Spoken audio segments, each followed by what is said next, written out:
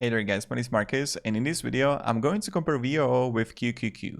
I'm someone who's been investing into ETFs for a long time, and I really like to analyze ETFs. Also, I'll be really happy if you would share your own opinion down below in the comments.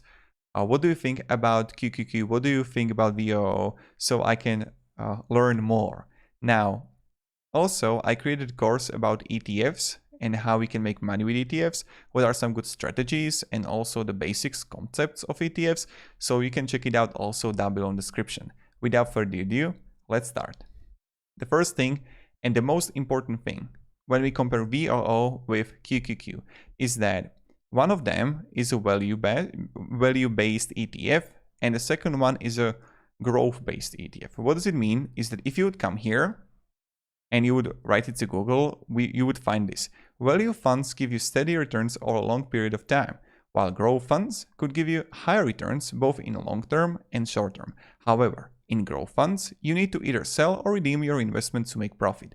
Growth funds come at a higher risk than value funds. And this is the most important thing. And now this is the basic concept of these two ETFs. And when we go further, you can see this. Issuer is a Vanguard for VOO, Invesco is for ticker QQQ. Expense ratio is 0.03% for Vanguard and for VOO, and then 0.20 is for QQQ, only because like for the QQQ it's about trading and it's not about a dividend yield per year.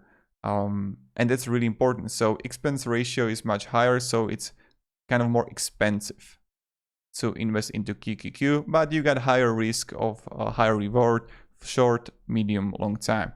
Now, when you go further here, I want to show you another thing before we go to holdings, is that if you would come here to dividend yield history of VOO, you see it right here, year-end yield 1.50, 1.80, 2.06. So if you're someone who likes to invest on a monthly basis, and let's say you're a programmer, you're a designer, whatever, and you want to invest into something for 10 years straight forward, for 15, 20, this could be a good choice for you.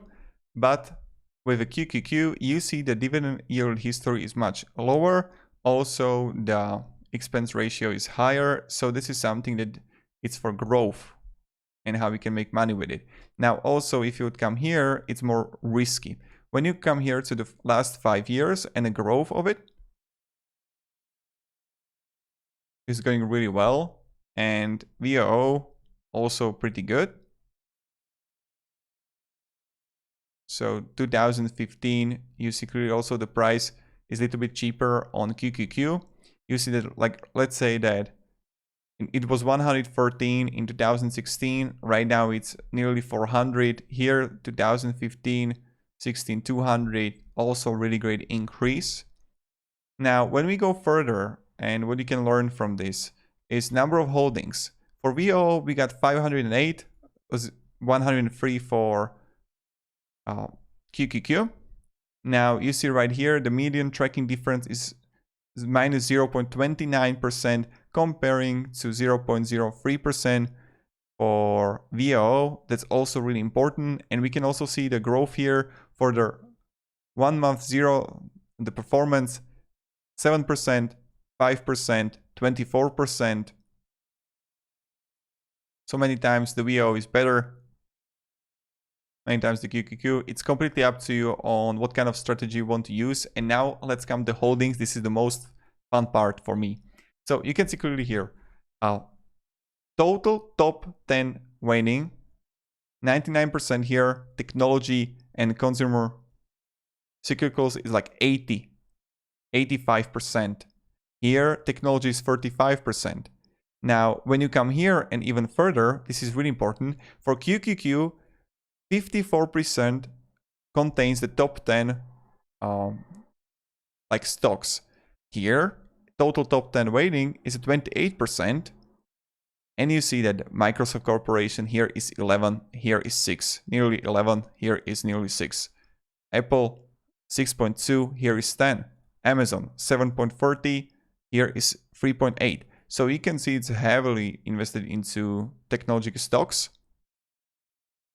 And you see right here, the rating, the quality score is much bigger, much better on VOO versus QQQ.